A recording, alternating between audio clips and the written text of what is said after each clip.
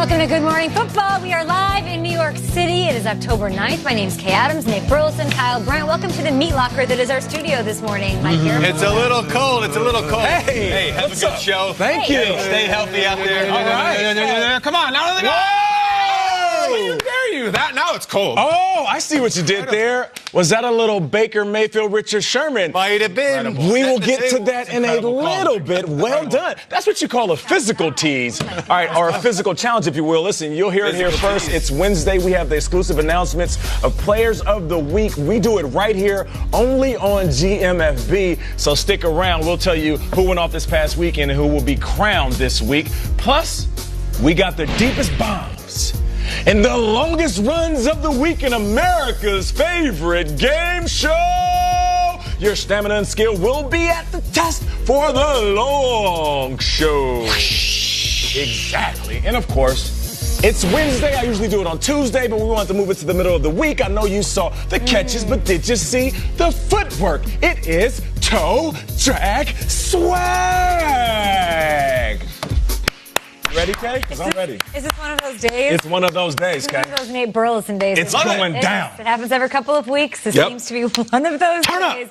So let's start with the lead block. Lead block. So yesterday morning, we kind of broke down the story early. Michael Silver put out the statement about Richard Sherman and his comments, saying that Baker Mayfield was disrespectful by not shaking his hand before the game. And Kyle, your first reaction was to bring up a very good point. Let's first go back to yesterday's show. I will say there's something kind of funky going on about this. If you remember Baker in college, aside from the flag planting incident, the one thing that really set him off was against Kansas when he grabbed his crotch. What prompted him to grab his crotch? The Jayhawks refused to shake hands with him at the point toss, which of all things is not a sin I would have him commit. And is there video of this? Is there possible that there was a misunderstanding about what was an intended handshake? Did Richard Sherman reach his hand out and Baker Mayfield backed away from it? I'm a little skeptical of this. There's a million cameras. Kyle's right. Monday Night Football has 1,000 cameras. Where's the shot of this? And pregame, they'll capture anything Baker Mayfield's doing. There was no video evidence. Sometimes it gets messy during handshakes, and Kittle said that he did dap him up. Dun, dun, dun. That was before we saw any video footage. The world was waking up as we were discussing this, and now we do have video evidence. Yeah, it was a weird afternoon on NFL Twitter. Y'all followed it. There was handshake semantics, grainy videos, close-in videos. Did they shake hands? Right.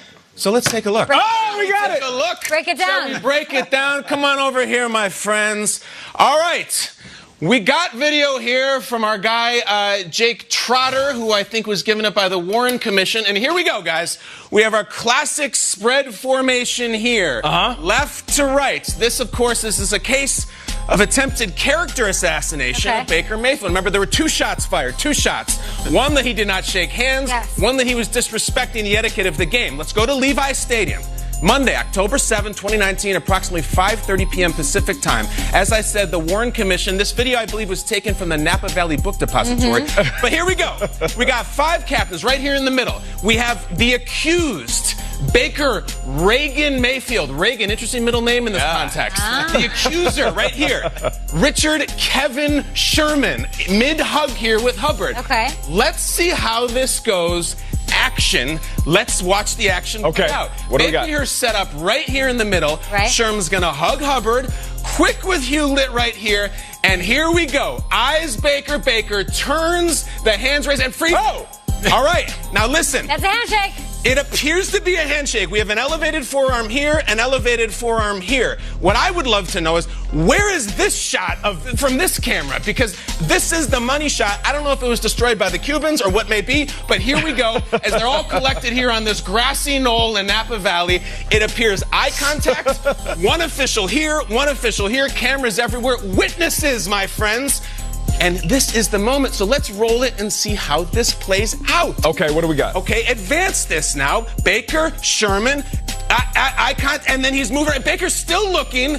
We're going on to hug the next captain. If anything, Kittle gets left hanging because Baker is still looking at Sherman. Kittle's still being left hanging. Get out of my shot. We're hugging everywhere, hugging Whitehead, and we finally get to it. Could I go in a little closer, please? Now, you don't see the moment of handshake, okay? That if they didn't handshake, we'd have some sort of a magic handshake theory that took place behind this. Oliver Stone is going to do the football life of it. But guys, this looks a lot like a handshake to me. If anything, the blow-by was done a little bit by Sherman, who went right through this thing like a drive-through. So Baker didn't have the etiquette. Baker didn't shake hands. I don't know unless there's a multiple handshake theory that Richard Sherman wants to go to. Are you guys convinced that Baker Mayfield stood there and showed respect for Richard Sherman? Could have been a second shaker. That's what I'm saying. It could have been a second shaker. Yeah, you got to go to and they got to find him. He's in a movie theater somewhere just hanging out. So Sherman, I saw your tweet. He reacted to the video on Twitter and said, so you don't see any difference in the way I shake everyone else's hand, and the guy who stands back with the petty shake was BS, and I took offense to it, then turns and runs off. It's not that big of a deal. Sherman tweeted again saying, people freaking out over a handshake gave me a good laugh. I will lose no sleep over it and have moved on to the next opponent. You thought that was a bit of backpedaling. Kyle Brandt, Nate Burleson, what do you make of this, and are you seeing either of these two differently this morning? Yesterday, I had my opinions on Baker Mayfield if he indeed gave Sherman the stiff arm on the handshake. The curve. But after seeing the close-up, Kyle, well done, I must say. Thank you. The elevated elbow and then the back angle of Baker Mayfield's arm retracting. That basically means you hit the boom. Okay. You know what I mean? You look like a gentleman. Yeah, exactly. Here's the thing. Before the game, you don't need to bro hug it out with everybody. Okay. There's guys that I literally gave the businessman handshake to because I didn't like him and I didn't want to get close to him. I didn't want to pat you on the back. Yeah, I hit you with one of these. Yo, what's up? Okay. Now when I see Urlacher, I'll give him a big hug and a kiss on the cheek. But there are games when you're so-called beefing with an individual that you don't necessarily like where you just give them the business handshake. I don't see a problem with it.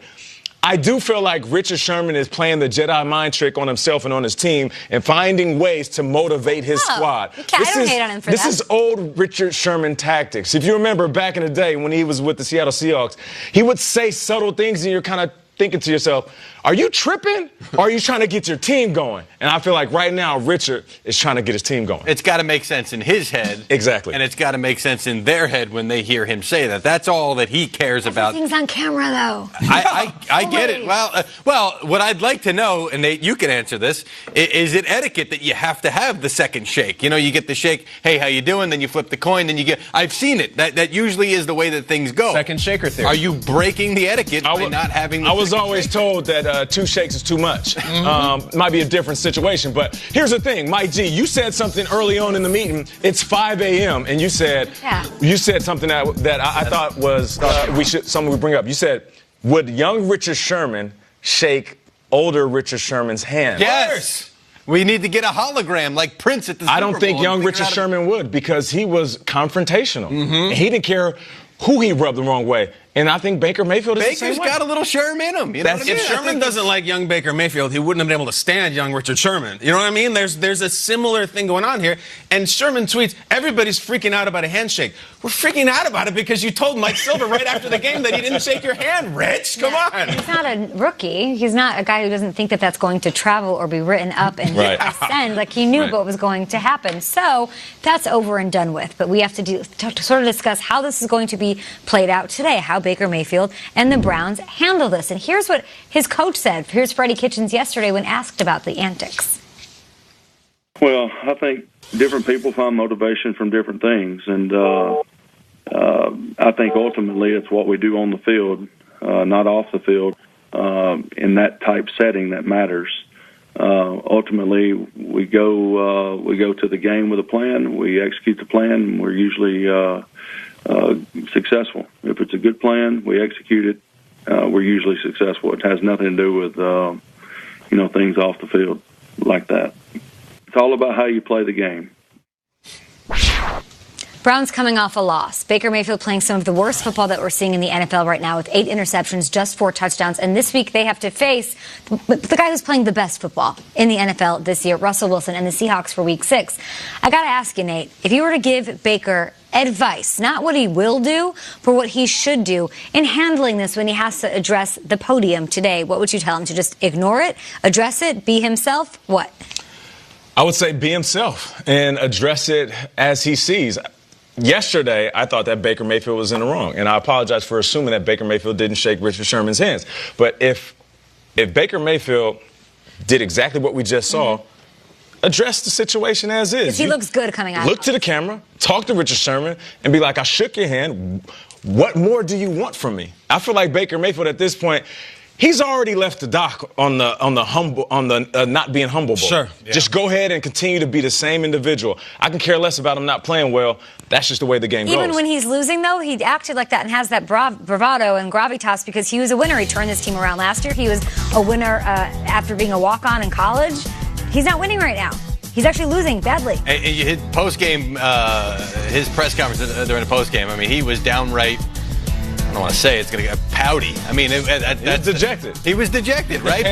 But he's not going to go tail between his legs. He's never going to be that guy. Listen, I would almost embrace it now because the more questions about this, the fewer questions about how poor of a football team you are right now offensively and how poor that showing was the other night. So embrace it. Lean into it, as the folks say. You know how we always anticipate Belichick's handshakes with his former assistants after the game?